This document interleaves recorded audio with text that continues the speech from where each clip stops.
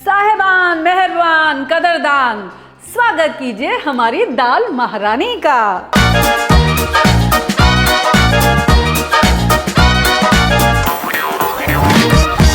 वैसे इसमें तो कोई दो राय नहीं है कि हम हिंदुस्तानियों का खाना जो है बिना दाल चावल के अधूरा है।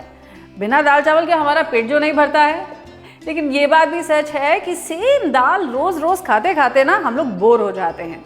तो चलिए इसी बोरियत को करते हैं दूर और आज बनाते हैं दाल महारानी। अब क्वेश्चन, ये दाल महारानी क्या है? दाल मखनी तो सबने सुनी है ना? और दाल महारानी ये कौन सी होती है? दोनों में क्या डिफरेंस है? चलिए वो भी बताती हूँ। सबसे पहले आपको बताती हूँ हमारी दाल महारानी के इंग्रेडिएंट्स, जो काफी कुछ आपको दाल मखनी के सिमिलर भी लगेंगे। 1/3 कप चने की दाल, 1/3 कप राजमा, 1/3 कप उड़द की दाल।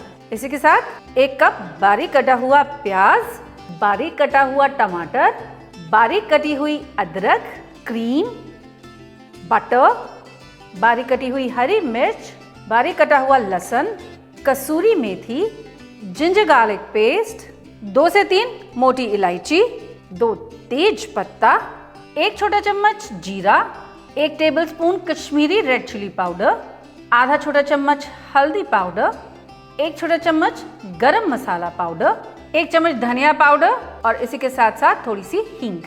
तो सबसे पहले शुरू करते हैं अपनी दालों को भिगोने के साथ। I know many of you will ask me कि पंकज जी, जब हम दाल मखनी बनाते हैं उनमें भी तो यही दालें पड़ती हैं। बिल्कुल सही बात है आपकी, लेकिन अगर आपने नोटिस किया हो दाल मखनी में आपको उड़द की दाल ज़्यादा, फिर राजमा और फिर चाहिए होती है चने की दाल।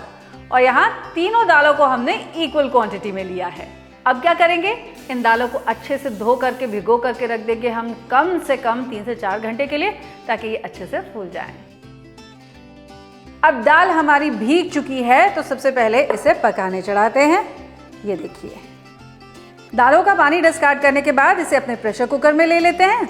ऐड करेंगे इसमें तकरीबन 4 कप पानी, स्वाद के अनुसार ऐड करेंगे नमक, आधा छोटा चम्मच हल्दी, बारीक कटा हुआ अदरक, लहसुन, 1 तेज पत्ता और इसी के साथ साथ 1 मोटी इलायची भी। अब इस दाल को पकने के लिए चढ़ाया जाए, लेकिन उससे पहले रुकिए जनाब, आती है आपके tip number 1 of the day.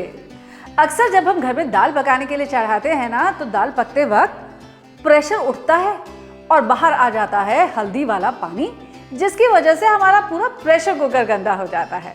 तो क्या कोई ऐसा नुस्खा है जिससे इसे प्रिवेंट किया जा सके? बिल्कुल है ना। बस करना क्या है आपको, प्रेशर कुकर की सीटी हटाइए और इसके ऊपर एक टिश्यू पेपर लगाइए, वापस इस पर सीटी लगा दीजिए और अब पकाइए अपनी दाल। अगर पानी निकला भी तो क्या होगा, टिश्यू पेपर उसको सब अब्जॉर्ब कर लेगा और आपका प्रेशर कुकर साफ बना रहेगा। तो था ना कितना आसान नुस्खा अपने प्रेशर कुकर को साफ रखने का।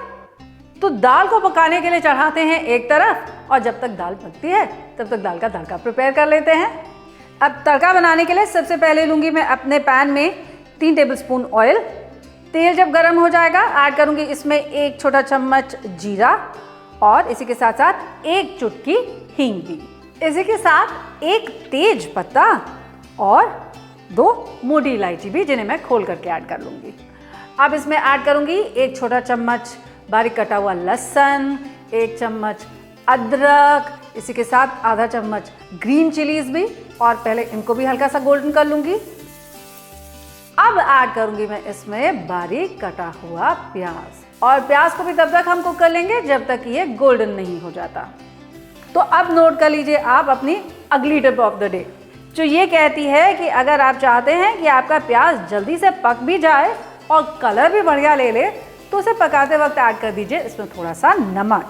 प्याज जल्दी गल भी जाएगा और अच्छा सा कलर भी ले लेगा। ये देखिए, प्याज हो चुका है बढ़िया से गोल्डन। अब इसमें ऐड करेंगे सबसे पहले अपने कुछ सूखे हुए मसाले। 1 चम्मच लाल मिर्च का पाउडर, 1 चम्मच धनिया पाउडर, आधा चम्मच गरम मसाला पाउडर और उसके बाद ये फाइन चॉप किए हुए टमेटोज। अब ऐड करूंगी इसमें 1 चम्मच जिंजर गार्लिक का पेस्ट।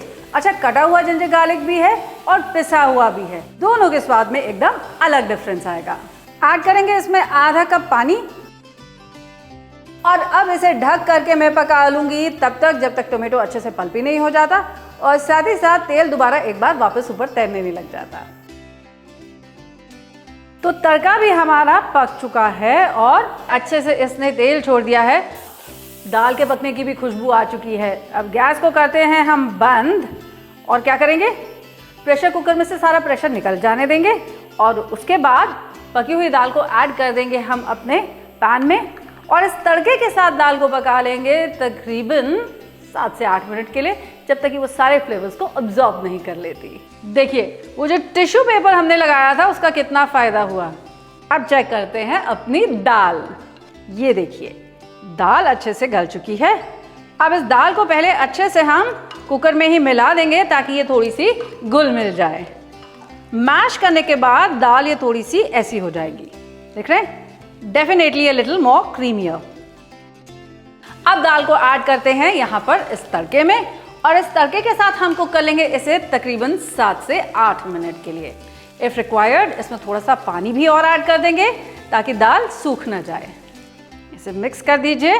अब फाइनली इसे फिनिश करने के लिए ना मैं ऐड करने जा रही हूँ इसमें पहले तो 2 टेबलस्पून क्रीम जो इसे देगी थोड़ा सा रिचनेस, 1 टेबलस्पून बटर और इसी के साथ साथ 1 चम्मच कसूरी मेथी भी जो इसे देगी एक बढ़िया सा अर्थी सा फ्लेवर। तो रिचनेस और वो अर्थीनेस, थोड़ा चंकीनेस, ये खासियत होती है हमारी दाल महारानी की। नाउ कंपेयर टू दिस जो दाल मखनी होती है ना वो बहुत क्रीमी होती है, ये वैसे क्रीमी नहीं होगी, काफ़ी रोबस्ट होगी और थोड़ी सी चंकी होगी। Let's give this a stir.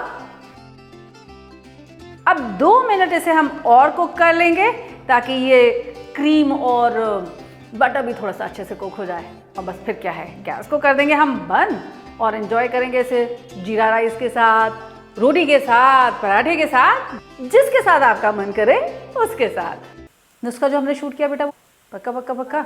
चल मैं अगली टिप बोल दे रही हूँ, अब दिमाग खराब हो गया। मैं दाल खाते खाते बोर, तो लीजिए मैं आपके लिए लेकर आई हूँ एक नया ऑप्शन, दाल महारानी। हटो।